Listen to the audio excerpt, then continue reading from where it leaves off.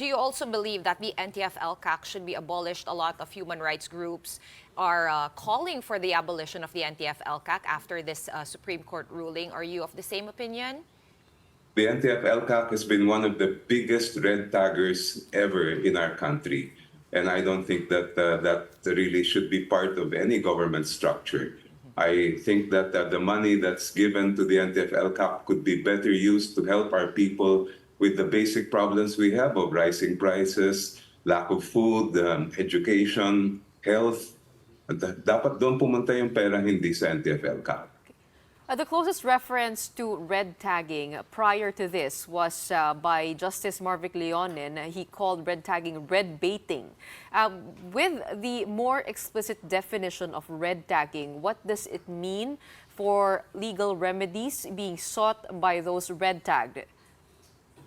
Well, first of all, it means that if you are the victim of red tagging, you can go to court and seek the protection of the court by way of a writ of amparo, or in other ways by way of an injunction or other legal remedies.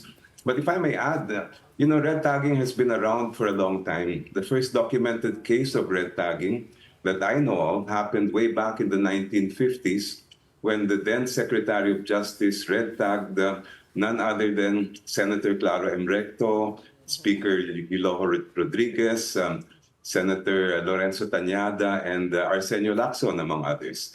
That was also the first case where the Supreme Court stepped in and joined. They issued an injunction to stop that kind of red tagging.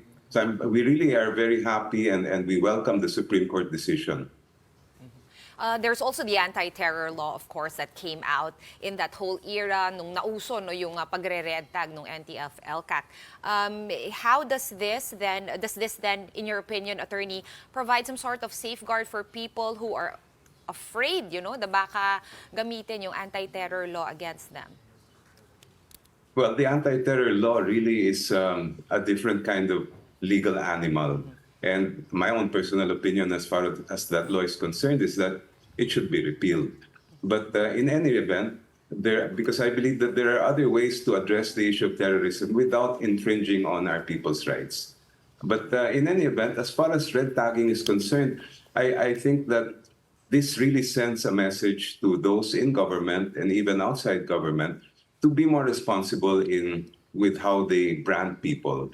I've said this before, if the government has evidence that persons are breaking the law, engaging in rebellion or some other kinds of crimes, then definitely they should go after them in court.